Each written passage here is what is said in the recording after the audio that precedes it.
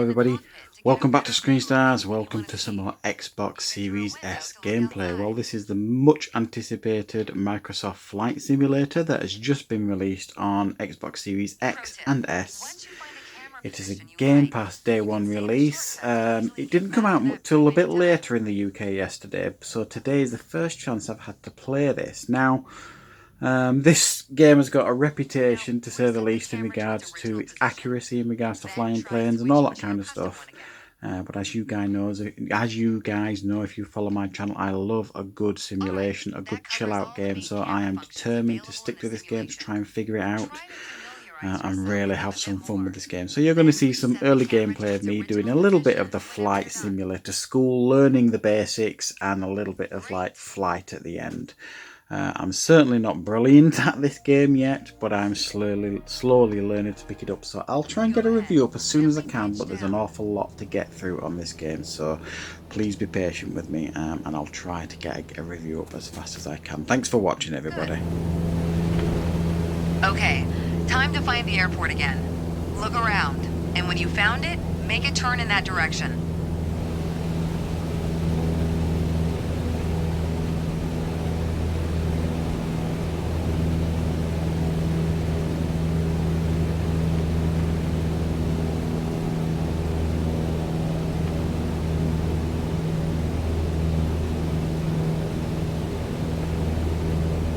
Make sure any control movements are soft and gentle. Now that you're more familiar with the aircraft and the surroundings, the next step is to go deeper into handling and techniques. Soon enough, you'll be able to enjoy trips all on your own. I've got to say, you chose a great day to go flying.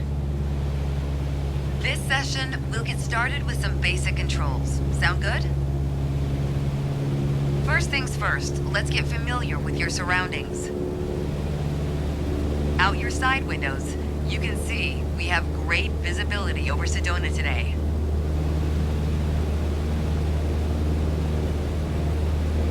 This is Red Rock territory. Beautiful, isn't it? See if you can spot the Sedona airport. The runway should be a pretty easy landmark to find. There you go. Visual confirmation on the airport.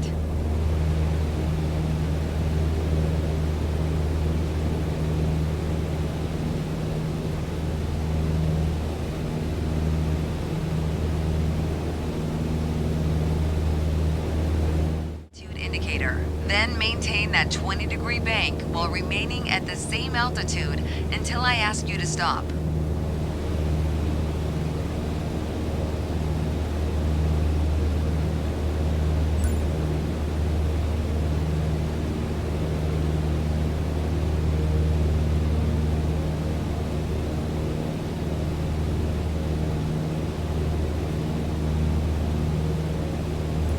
Keep working on it, you'll get better. Keep working to maintain a constant altitude during the turn. Level us back out now.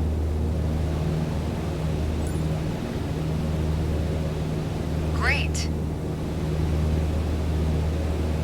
Small corrections on the yoke will lead to more accurate turns.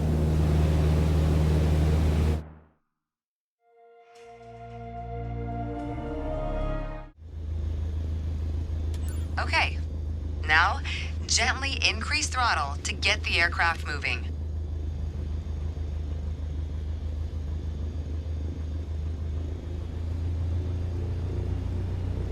All right, use your rudder pedal to turn left and enter the taxiway. As you increase power, watch the tachometer and make sure to stay around 1,000 RPM.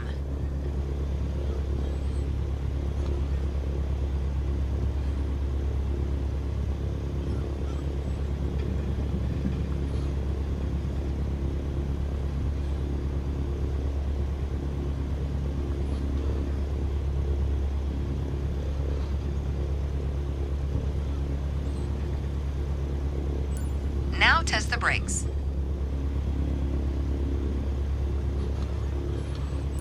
Good. Brakes check. You're plane in a dangerous situation. All right, let's do this. Apply full power and I'll walk you through the takeoff as we go.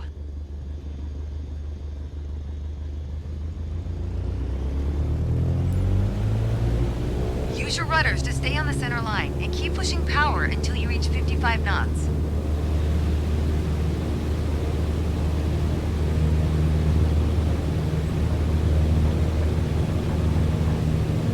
Good. Now gently pull back on the yoke.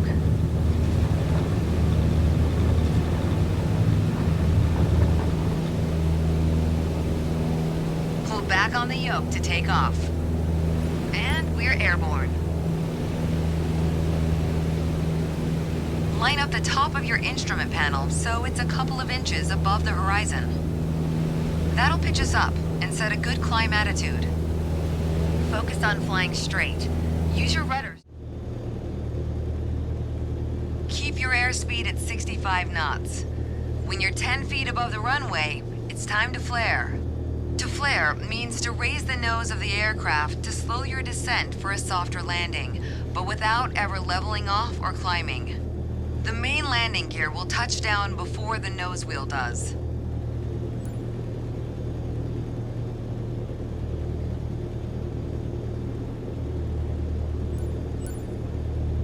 We're coming up on flare height. Resist the temptation to pull back. Now focus on the end of the runway and pull back slightly on the yoke to aim the nose just above it.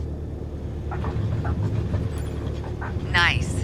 Now apply the brakes to slow us down and bring the plane to a stop.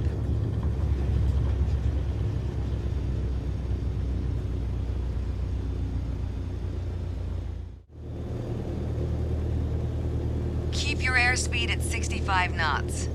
When you're 10 feet above the runway, it's time to flare. To flare means to raise the nose of the aircraft to slow your descent for a softer landing, but without ever leveling off or climbing. The main landing gear will touch down before the nose wheel does.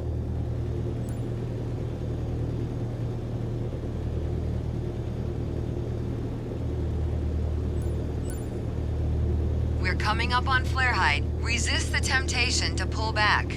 Now focus on the end of the runway and pull back slightly on the yoke to aim the nose just above it. Nice. Now apply the brakes to slow us down and bring the plane to a stop.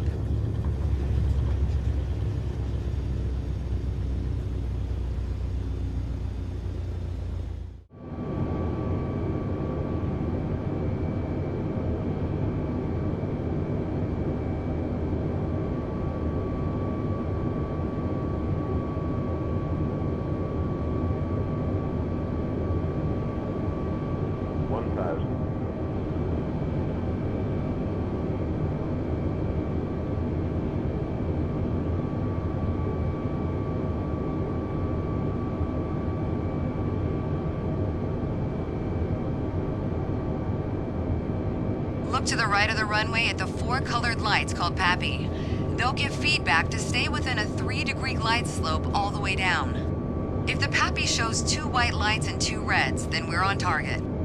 4 white lights means we're too high. 4 red means we're too low. At 20 feet, pull back on the stick to kiss the runway, but be careful to avoid a tail strike. 60,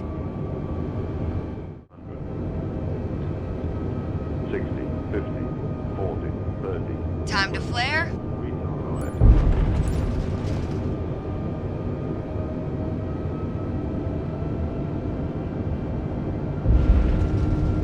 Now return the side stick to neutral. Spoilers and auto brakes are activated.